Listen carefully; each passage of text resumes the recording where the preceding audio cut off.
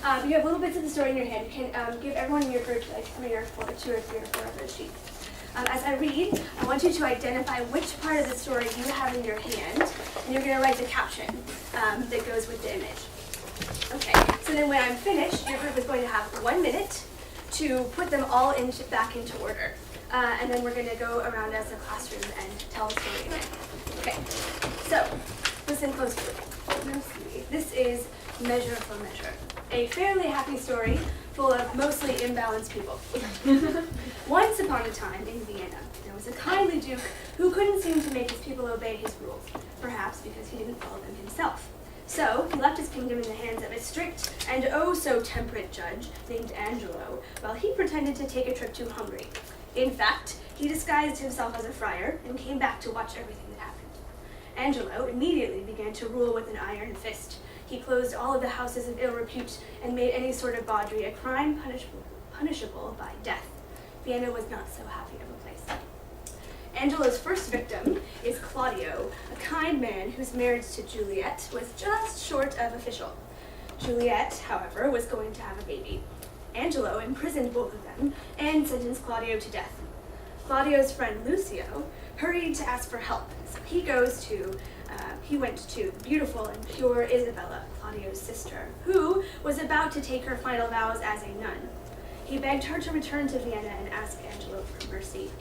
Isabella came right away. She boldly confronted Lord Angelo, but her protests seemed to do nothing to move him out of his cruel coldness. Still, he told her to return later that day.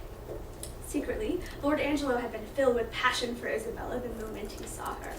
When she returned, he told her that he would release her brother if, and only if, she would sacrifice her virginity for him.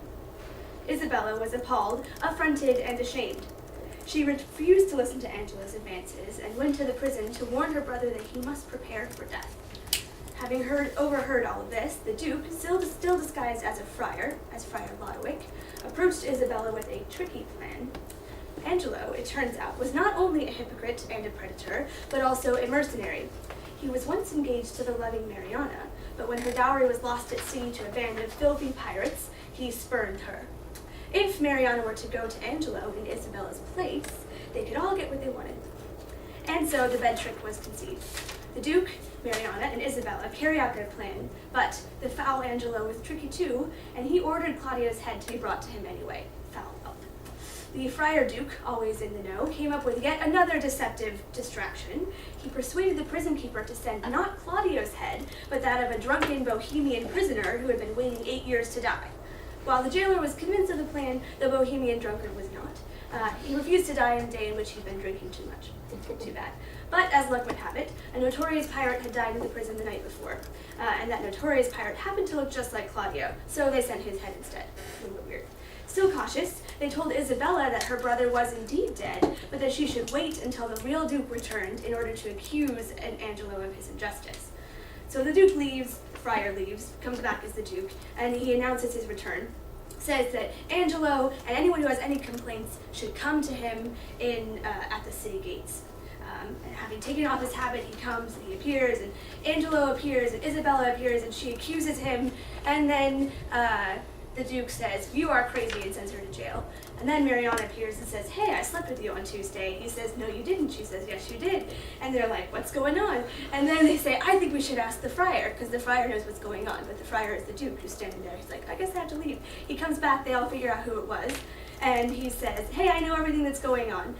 He tells Angelo that he's going to be sentenced to death, but Angelo says, "Yeah, please, go ahead and kill me." However, his wife, Mariana, says, "Hey, I don't think so. I wanted to marry you. We're married now, right?" And he says, "Well, I guess so." So he marries, Angelo marries Mariana, and then, Angelo marries Isabella is reunited with her brother, who comes out of jail, happening to be alive and not dead. And the Duke is so happy and into happy ever aftering that he proposes to Isabella, the would-be nun, and she doesn't answer him, and that's the end of the play.